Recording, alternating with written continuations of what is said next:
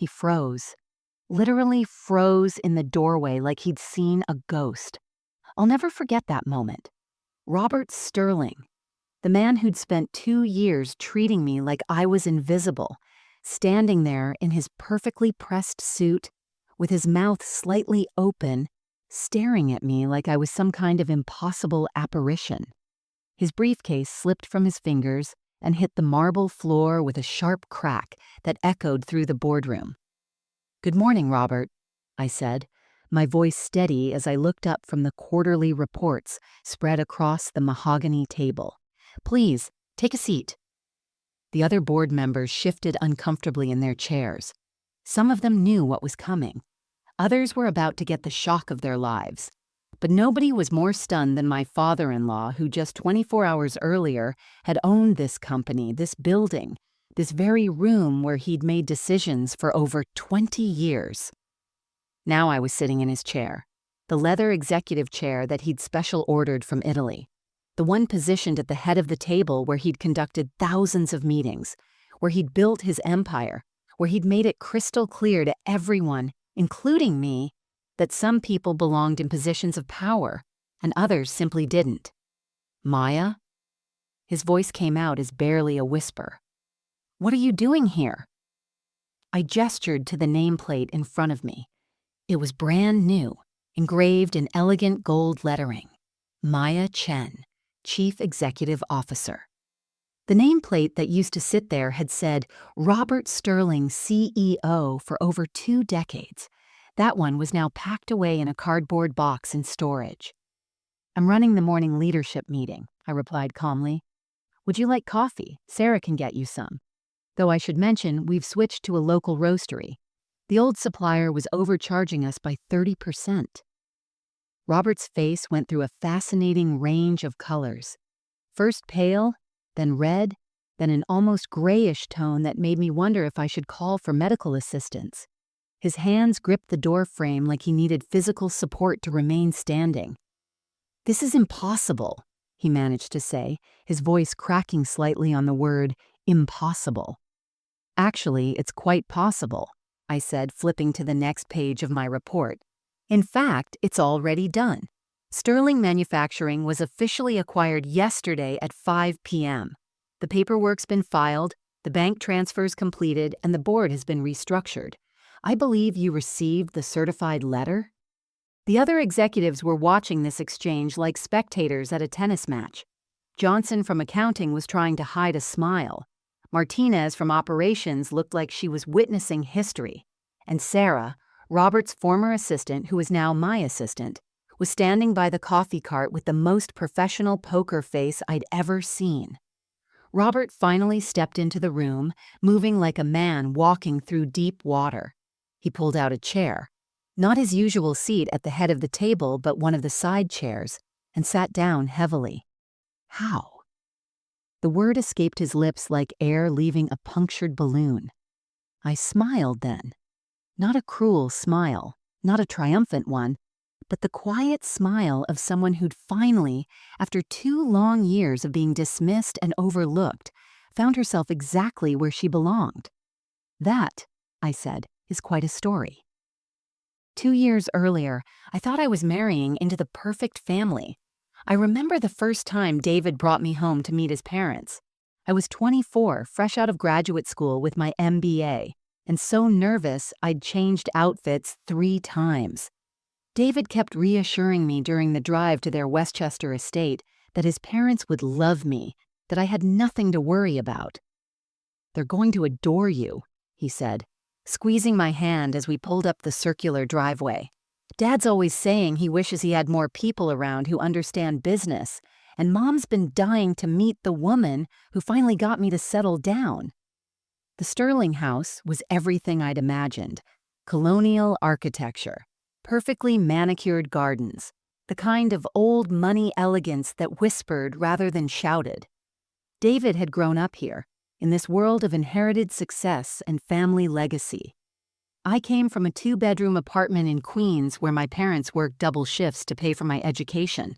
But I wasn't intimidated, I was excited. Robert Sterling opened the door himself, and my first impression was of a man who commanded respect without demanding it. tall, silver-haired, with the kind of confident handshake that meant business. "You must be Maya," he said warmly. "David hasn't stopped talking about you for months." Linda Sterling appeared behind him, elegant in that effortless way that comes from never having to worry about money. "Oh, she's lovely," she said, pulling me into a hug that smelled like expensive perfume and fresh flowers. "Come in, dear. I've made dinner." The dining room was straight out of a magazine: crystal chandelier, family portraits on the walls, china that probably cost more than my car. But what struck me most was how genuinely interested they seemed. Robert asked about my graduate program, my career goals, my thoughts on the current market trends. Linda wanted to know about my family, my hobbies, how I'd met David. "Marketing, you said?" Robert leaned forward, his eyes lighting up. "That's fascinating. Sterling Manufacturing has been looking at revamping our brand strategy. I'd love to hear your thoughts sometime." I felt a warm glow spread through my chest. This was exactly what I'd hoped for: acceptance, inclusion, the chance to contribute something meaningful to David's family. I'd spent weeks researching Sterling Manufacturing, learning about their history, their products, their market position. Not to impress them, but because I genuinely cared about becoming part of their world. "I actually looked into your company before tonight," I admitted. "Your customer retention rates are impressive, but I think there's huge potential in the millennial market segment that's being underserved." Robert's eyebrows shot up. "Really? Tell me more." For the next hour, we discussed marketing strategies, digital presence, and brand positioning. Robert listened intently, asking thoughtful questions, building on my ideas. Linda chimed in with insights about customer feedback she'd heard through her social circles. Even Jessica, David's younger sister who was home from college, seemed genuinely interested in the conversation. As we drove home that night, I was practically glowing. "They're wonderful," I told David. "I can see where you get your drive and your values. Your dad is brilliant, and your mom is so warm and welcoming." David grinned. "I told you they'd love you." Dad especially seemed impressed. "He never talks business at dinner, unless he's really interested in someone's perspective." I squeezed his hand, feeling like the luckiest woman in the world.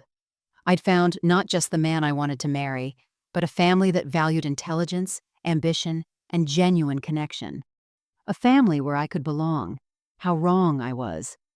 But Robert made it clear I'd never be good enough for his precious son. The shift happened gradually, so subtly that at first I thought I was imagining it. The warmth from that first dinner began to cool like coffee left too long on the counter. It started with small things, interruptions that seemed innocent enough, but happened with suspicious frequency whenever I spoke.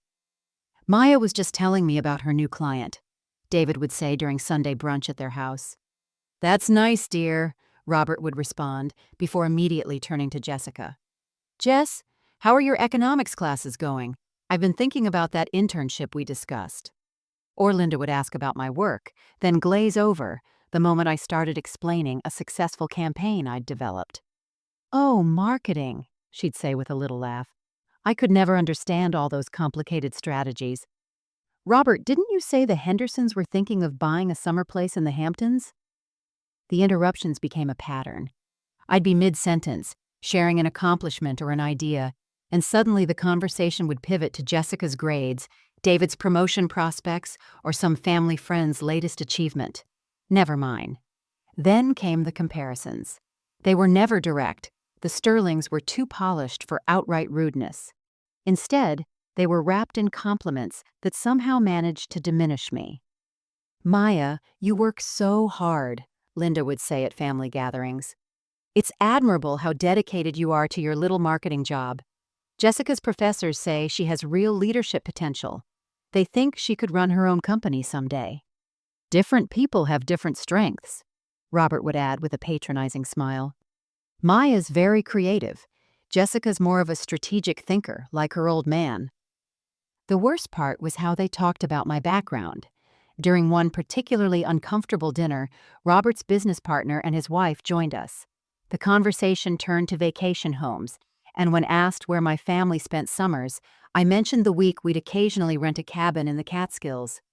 "How charming," the partner's wife said with barely concealed condescension. "There's something so authentic about those rustic getaways." Robert jumped in smoothly. "Maya comes from a very grounded family. Her parents are hardworking people, salt-of-the-earth types.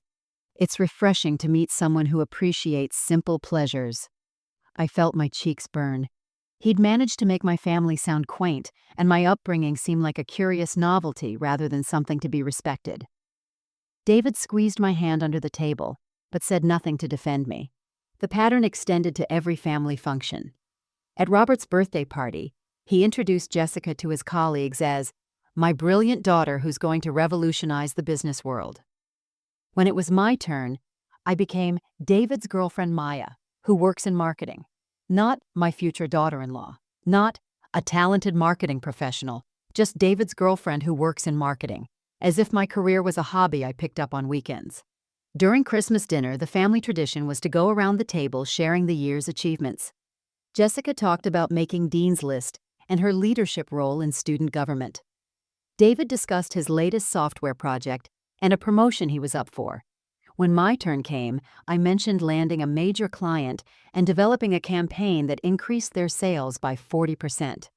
"That's wonderful, dear," Linda said with a tight smile. "It must be so fulfilling to help other people's businesses grow." The subtle message was clear. I was support staff in life, helping others succeed while never quite achieving success myself. I was the girl who worked hard, but would never understand what it meant to truly lead, to build something lasting, to carry on a legacy. But what hurt most was watching David nod along, never once challenging their dismissive treatment of the woman he claimed to love. Then David proposed, and I thought everything would change. It happened on a perfect autumn evening in Central Park, right by the Bow Bridge, where we'd had our first official date 3 years earlier. David got down on one knee as the sun set behind the Manhattan skyline, and when he opened that little velvet box, I saw my whole future sparkling back at me. Not just marriage to the man I loved, but acceptance into the family I'd been trying so hard to join. "Maya Chen," he said, his voice shaking with emotion. "Will you marry me and make me the happiest man alive?" Through my tears, I managed to whisper yes. As he slipped the ring onto my finger, a stunning vintage piece that had belonged to his grandmother, I felt like I was finally becoming a real Sterling. Not just David's girlfriend, but a true member of their family. The engagement announcement changed everything, or so it seemed. When we arrived at the Sterling house the next evening to share the news officially, Robert actually stood up from his leather armchair and embraced me. Not the polite, brief hug I'd grown accustomed to, but a real warm embrace. "Welcome to the family, Maya," he said, and for the first time, his voice carried genuine warmth. I know David's grandmother would have loved knowing her ring found its way to someone so special. Linda burst into tears, happy tears, and immediately started talking about wedding planning. "Oh, we have so much to discuss. The country club has the most beautiful ballroom, and I know the perfect caterer. Maya, dear, we're going to plan the wedding of your dreams." For the first time in months, I felt included rather than tolerated. Linda pulled out photo albums showing Jessica's debutante ball and family celebrations, asking for my opinions on flowers and decorations. Robert poured champagne, the good champagne from his private collection, and raised a toast. "To David and Maya," he said, his eyes actually meeting mine with something that looked like respect. "May your marriage be as strong and lasting as the partnership you're building together." The weeks that followed felt like a dream. Robert started asking my opinion on business matters again, just like that first dinner. When Sterling Manufacturing was considering a social media strategy, he actually scheduled a formal meeting with me to discuss it. "I've been thinking about what you said regarding the millennial market," he told me over coffee in his study. "Maybe it's time we brought in some fresh perspective. Would you be interested in consulting for us?" I practically floated home that day. Finally, I was being seen as more than just David's accessory. I was going to contribute to the family business, to be a real partner in building their legacy. Linda began including me in mother-daughter activities with Jessica. Shopping trips, spa days, planning sessions for various family events. I always wanted another daughter, she confided during one of our wedding dress shopping expeditions. Jessica's wonderful, but she's so focused on her studies. You bring such warmth and creativity to our family. Even Jessica seemed to warm up to me, asking for advice about her college applications and future career plans. "You're so good at understanding what people want," she said. "I wish I had your instincts." The engagement party was set for the spring, and Linda assured me it would be the social event of the season. "Everyone will see what a perfect addition you are to our family," she promised. For 3 blissful months, I believed I'd finally earned my place at their table. I should have known it was too good to be true. Until the night before our wedding, when I overheard the conversation that shattered everything. I couldn't sleep. It was past midnight, and I was lying in my hotel room staring at the ceiling, my wedding dress hanging on the closet door like a beautiful ghost.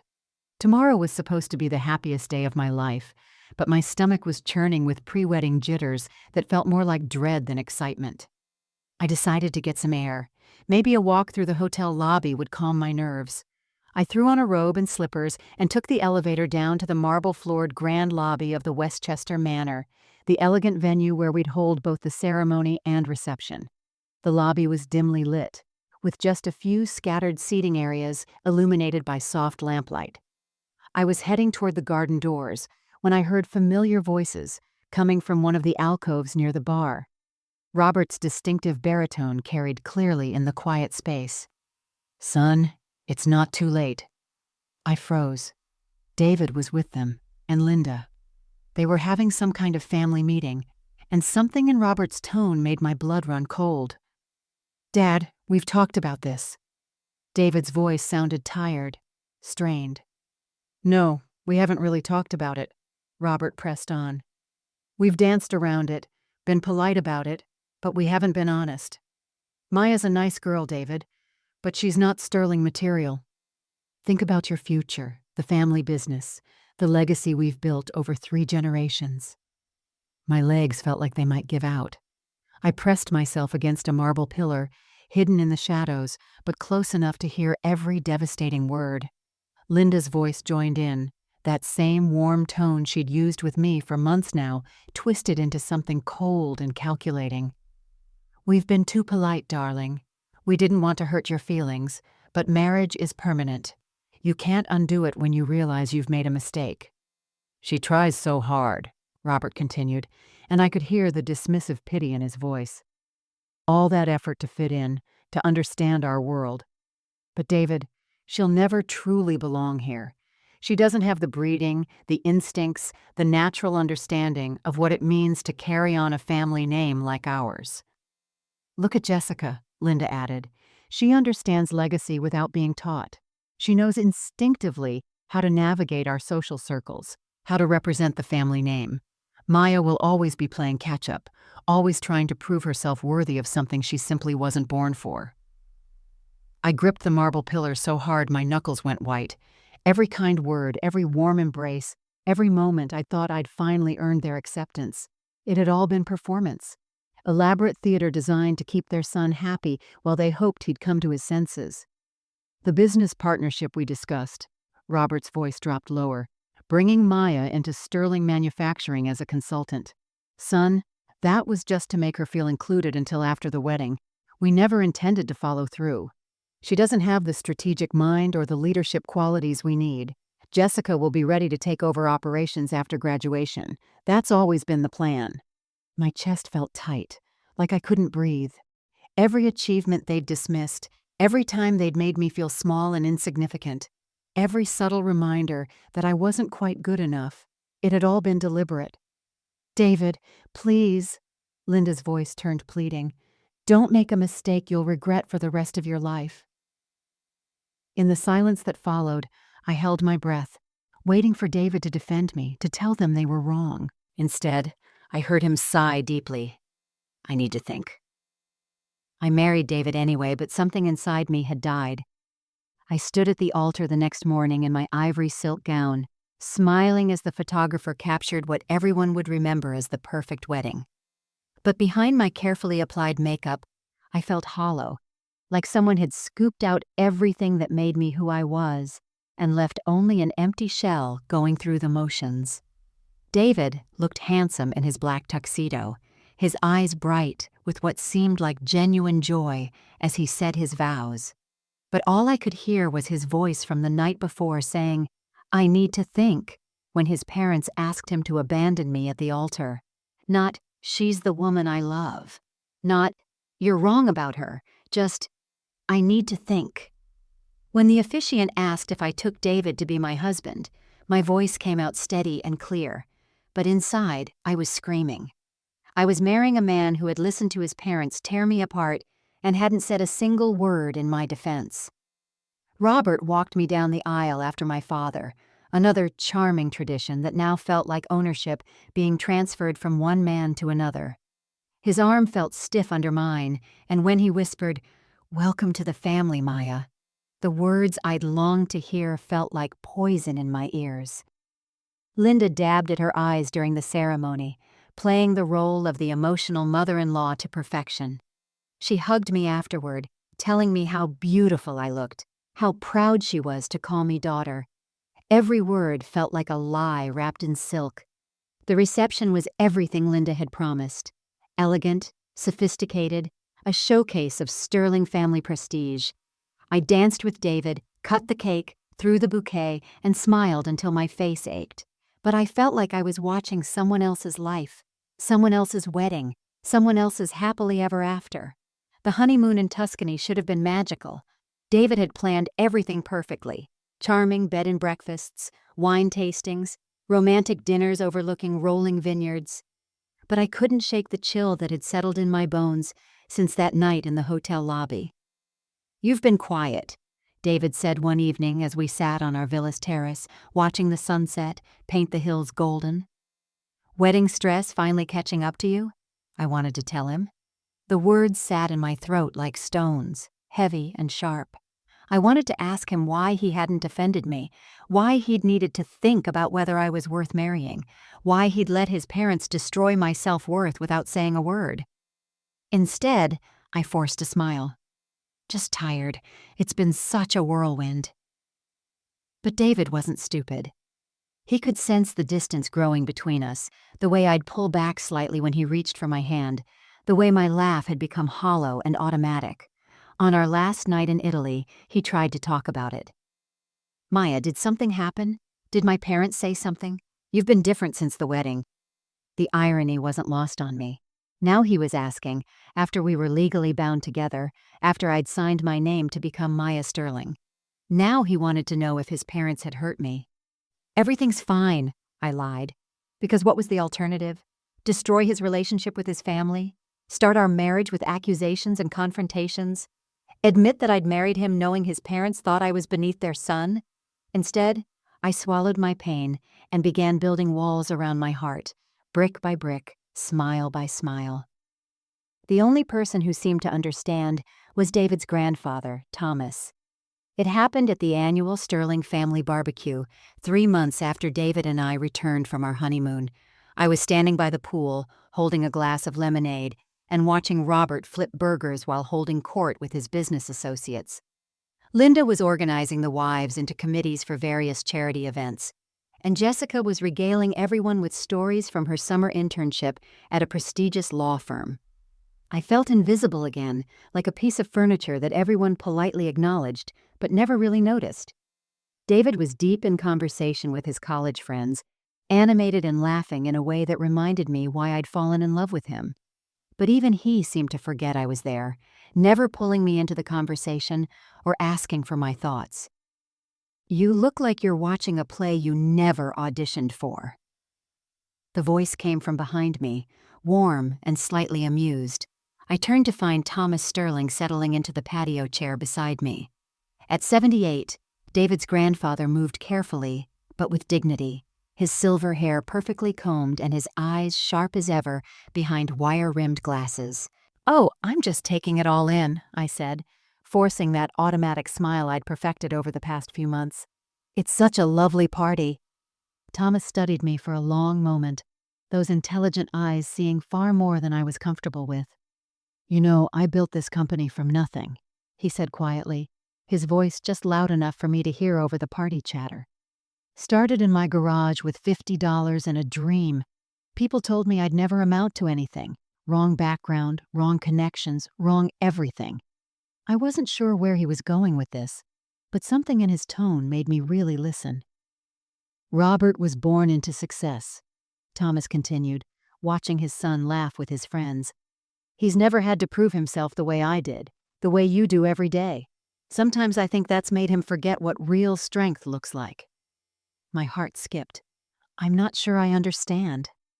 Thomas turned to face me fully, and I saw something in his expression I'd never seen from any other Sterling family member.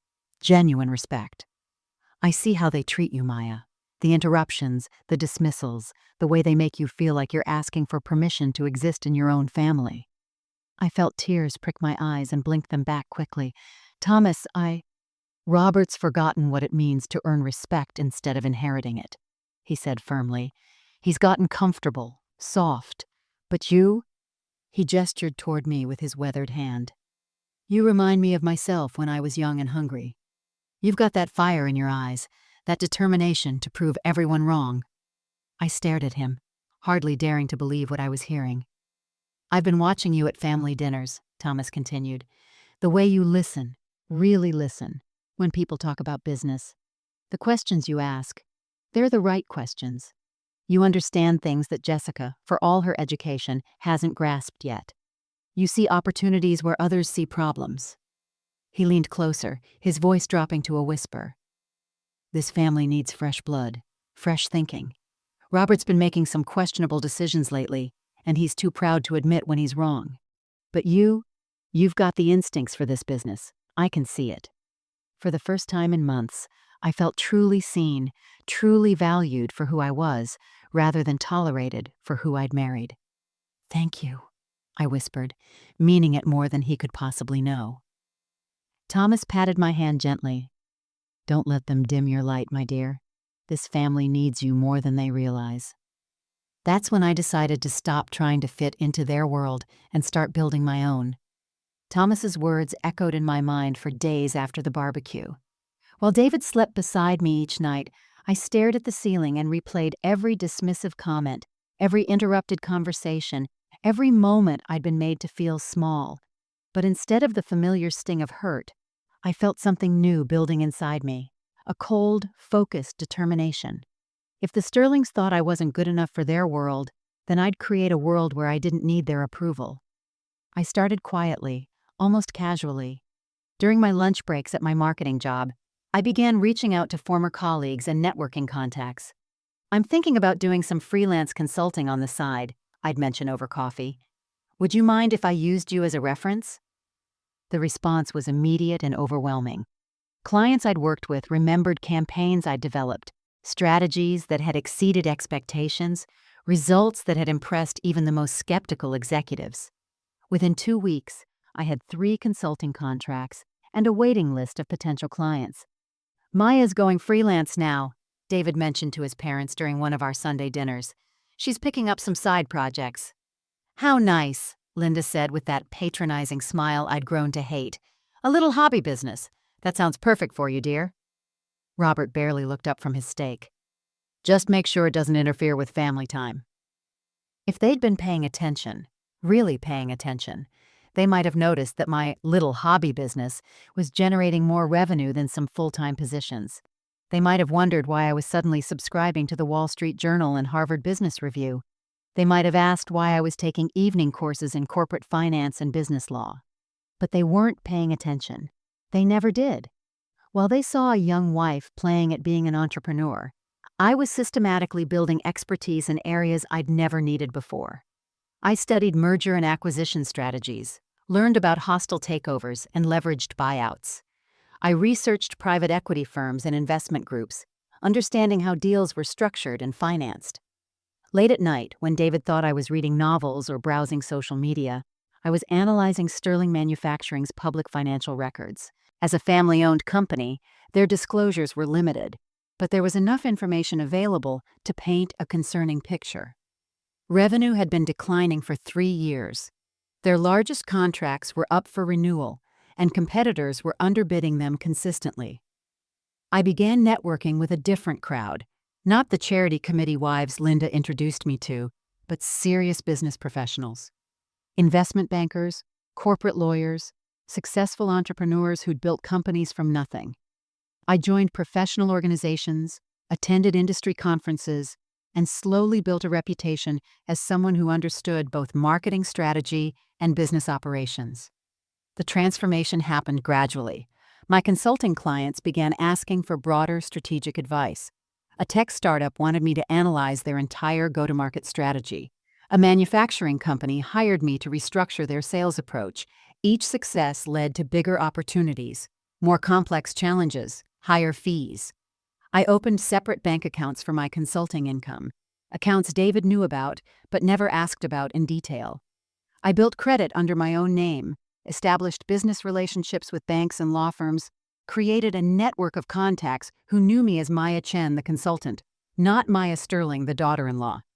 6 months after Thomas's conversation, I wasn't just earning supplemental income. I was building something that could stand entirely on its own, something that belonged to me completely. And none of them had any idea what was coming. Meanwhile, Robert continued treating me like I was invisible. The irony was almost amusing. As my consulting business grew stronger and my expertise deepened, the Sterling family seemed to double down on their dismissive treatment of me. It was as if they'd decided on a narrative about who I was, David's sweet but unremarkable wife, and refused to update their assessment, regardless of evidence to the contrary.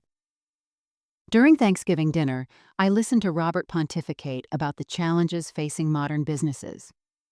"These young entrepreneurs today," he declared, cutting into his turkey with unnecessary force, "they think everything can be solved with social media and flashy marketing. They don't understand fundamentals, cash flow, operational efficiency, building real relationships with clients."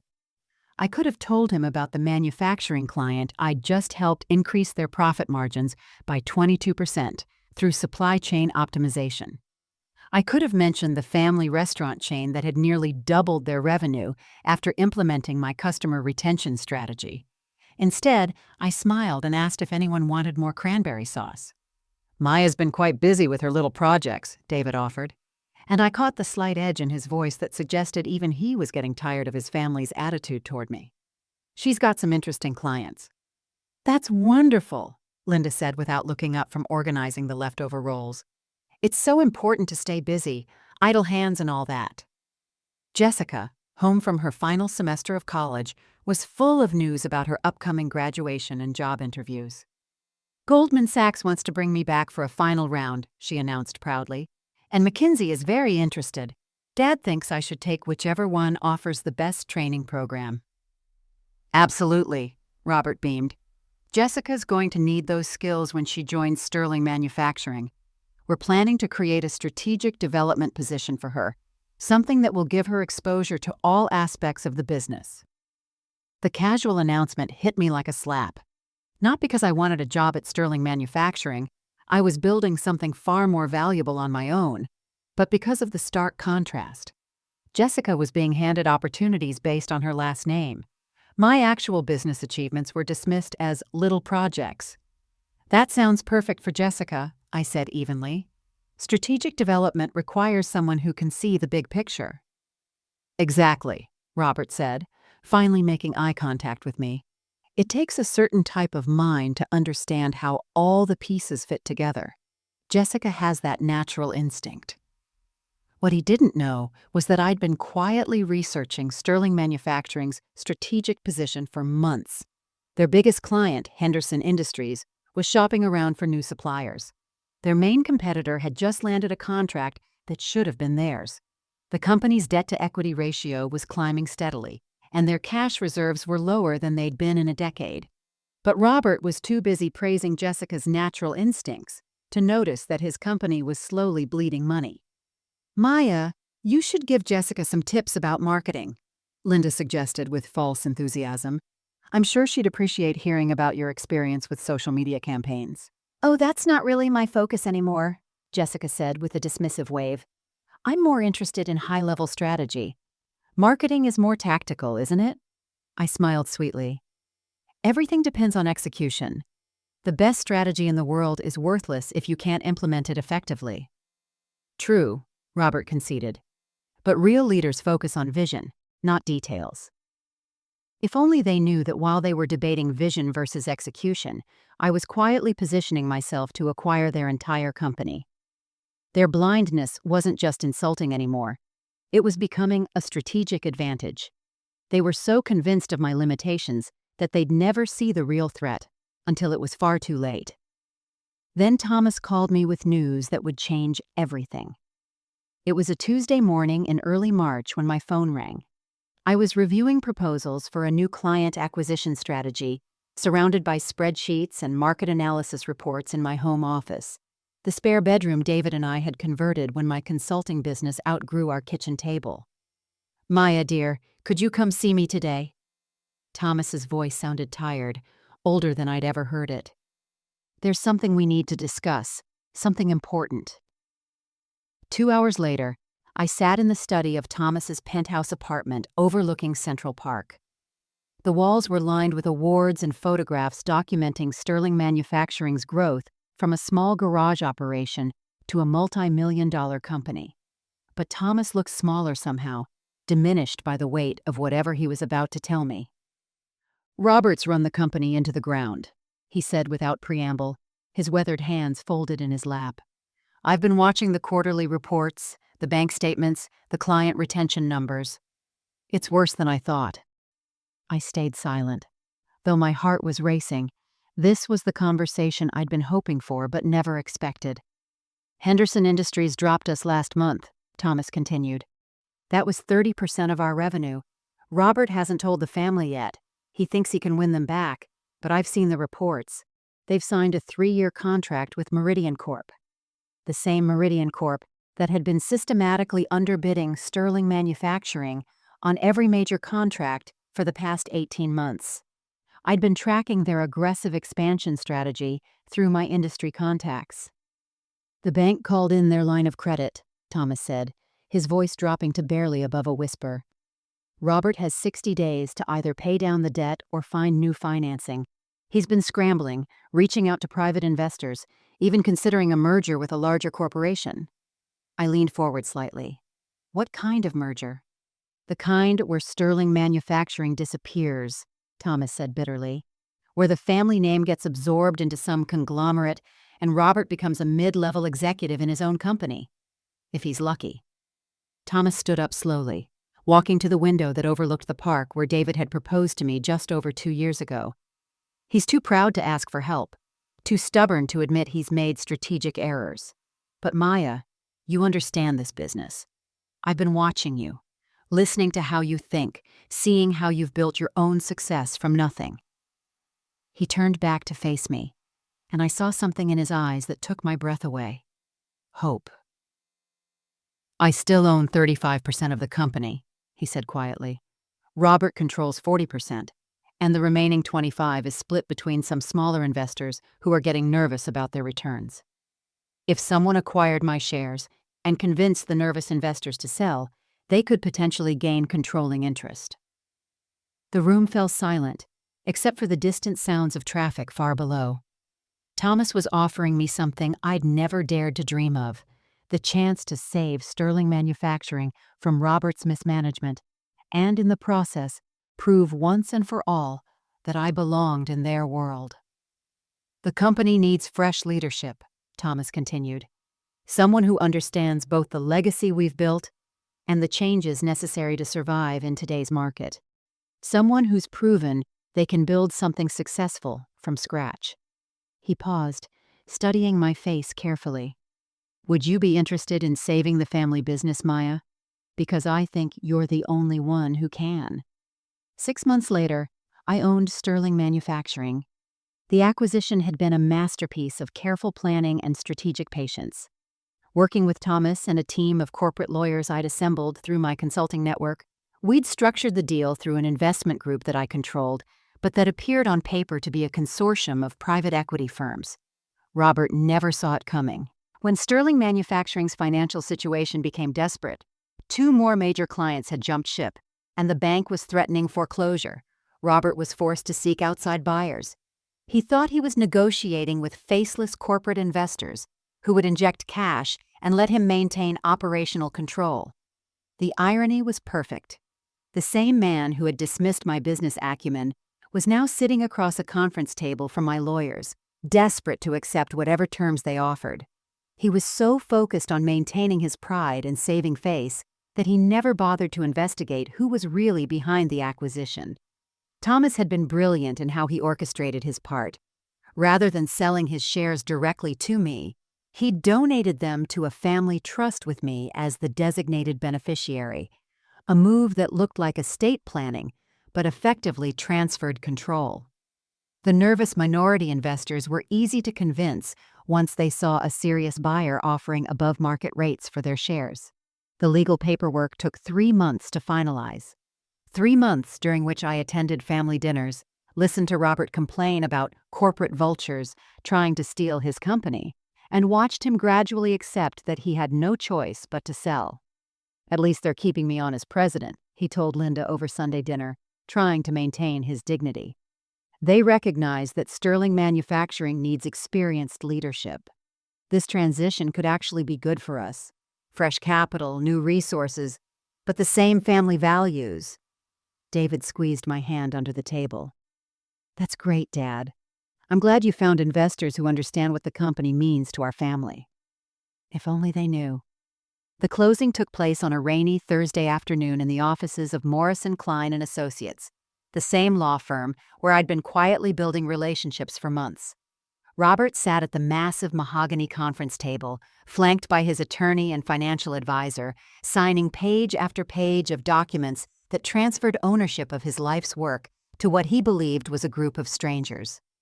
I watched from the adjacent conference room via closed-circuit video, my heart pounding as each signature brought me closer to the moment I'd been planning for months. Thomas sat beside me, his eyes bright with anticipation, and something that looked like justice. "Transfer complete," my lead attorney announced through the intercom. "Sterling Manufacturing is now under new ownership." Robert looked relieved, almost giddy. He'd salvaged his reputation, or so he thought. The company would continue, his debts were cleared, and he'd retained what he believed was meaningful control over operations. What he didn't know was that the board meeting scheduled for the following Monday would introduce him to his new boss. What he didn't know was that the woman he'd spent 2 years dismissing as not sterling material now controlled every aspect of the company that bore his family name. What he didn't know was that Maya Chen, the marketing consultant with Little Projects, had just become the most powerful person in the Sterling family. And he was about to find out in the most devastating way possible. Robert's reaction was everything I'd imagined and more. After that initial moment of frozen shock in the doorway, Robert slowly made his way to one of the side chairs, a position he'd never occupied in his own boardroom. His movements were mechanical, like a man operating on autopilot, while his brain tried to process an impossible reality. "This has to be some kind of mistake," he said, his voice hoarse. "The investors I met with, Morrison, Klein & Associates, said—" "Morrison, Klein & Associates represented my interests," I interrupted calmly, sliding a folder across the table toward him. "These are copies of all the legal documents. You'll find everything is completely legitimate and binding." Robert's hands trembled slightly as he opened the folder. I watched his face as he read his own signature on the transfer documents. Saw the moment when he realized that every page he'd signed had been transferring his company to me. Not to some anonymous corporate entity, but to the daughter-in-law he'd never considered worthy of a seat at his table. "How?" The word came out strangled, desperate.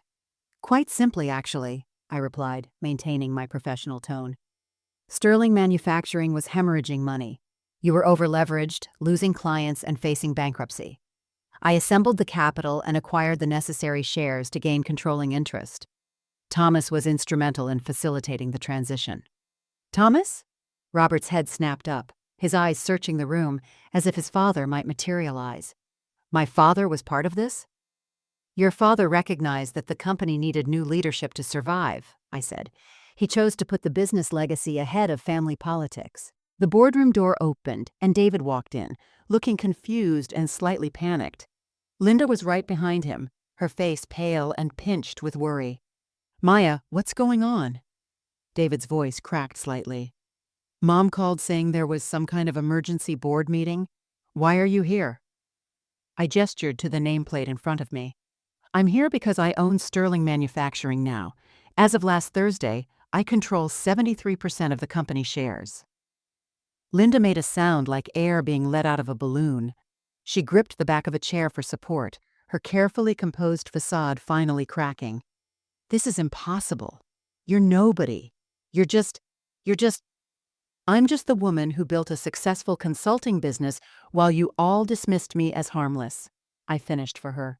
"The woman who understood your company's financial position better than your own son-in-law. The woman who had the vision and resources to save Sterling Manufacturing from bankruptcy." "But the money," Robert stammered. "Where did you get the money? How could you possibly—" "My consulting business has been quite profitable," I said smoothly. "And I had investors who believed in my ability to turn around a failing company. Your company, Robert. The one you've been mismanaging for the past 3 years." David slumped into a chair, his face a mask of confusion and betrayal. "Maya, why didn't you tell me? We're married. We don't keep secrets like this." For a moment, my professional composure wavered.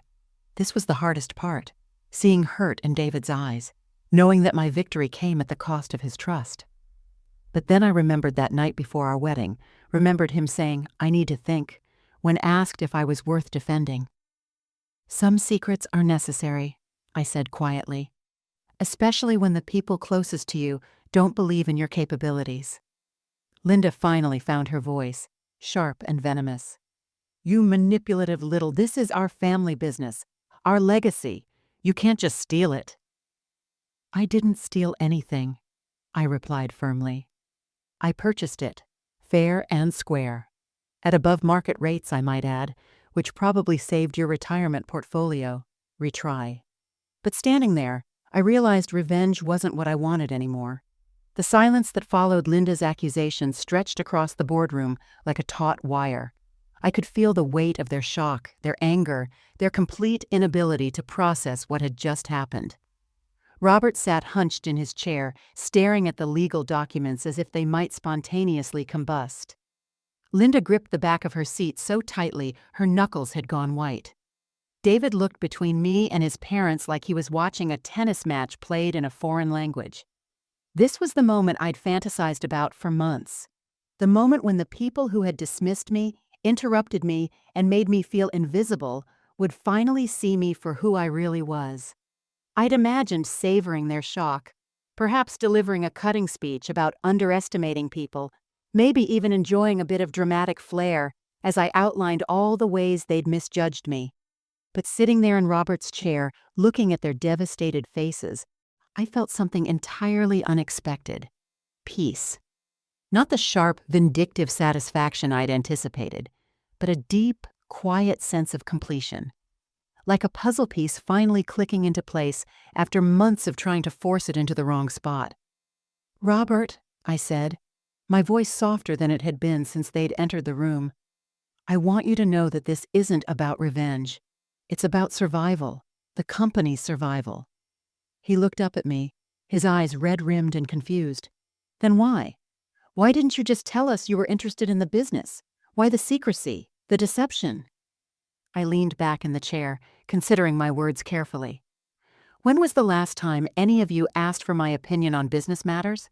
When was the last time you listened, really listened? When I shared an idea or an insight? The question hung in the air unanswered, because we all knew the truth. "I tried for 2 years to be the daughter-in-law you wanted," I continued. "I tried to earn your respect, to prove I belonged in this family. But you'd already decided who I was and what I was capable of.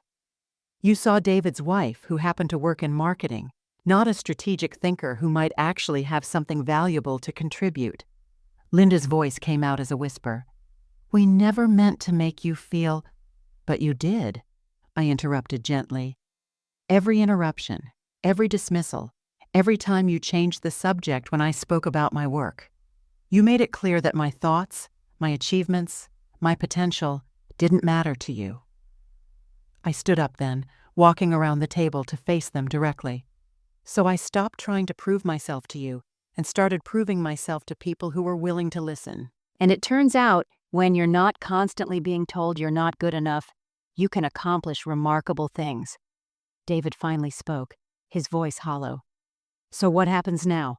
Are you going to fire Dad? Shut down the company? Get back at us for being terrible to you?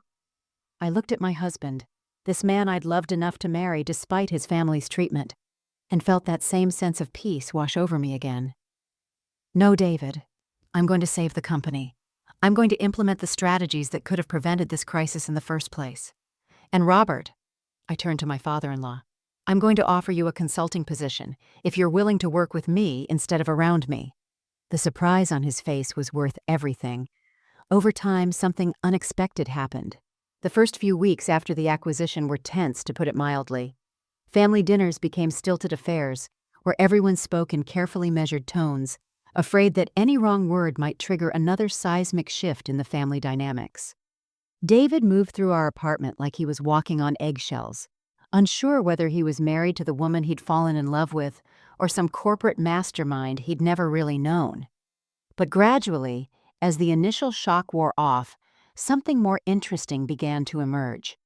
Robert, humbled by losing control of his life's work, started actually listening during our strategy meetings.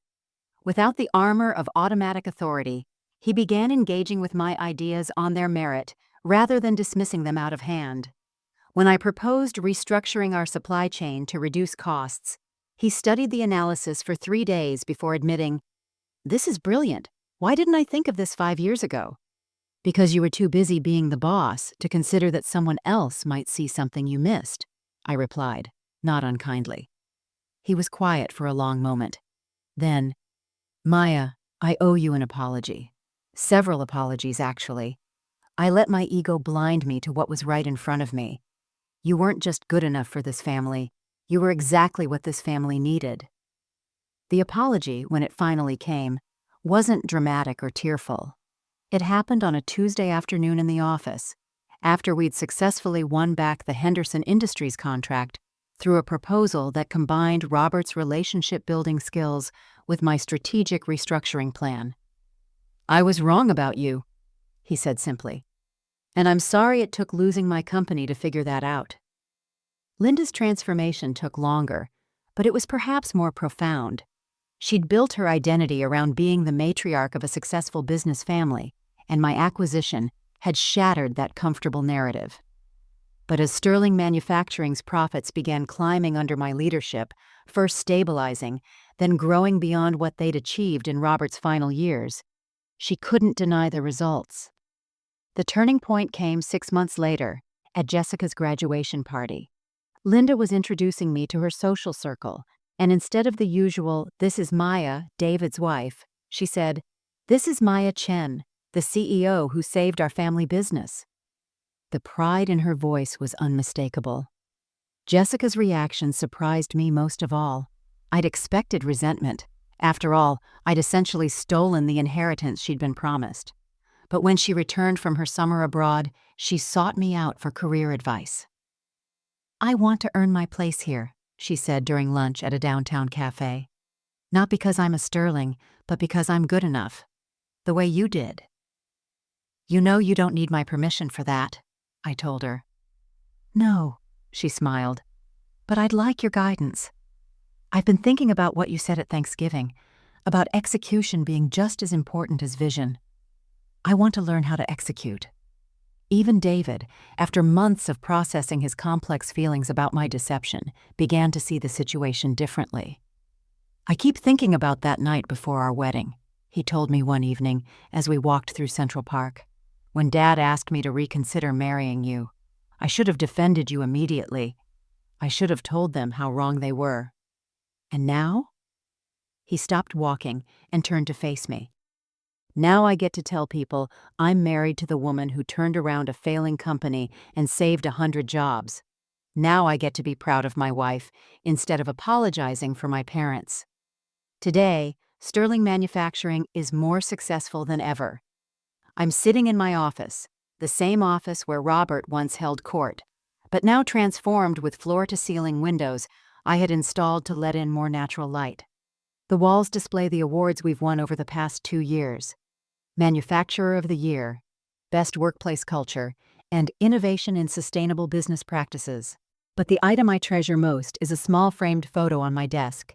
Thomas Sterling at last year's company anniversary celebration, his arm around my shoulders, both of us grinning like we'd just pulled off the greatest heist in corporate history.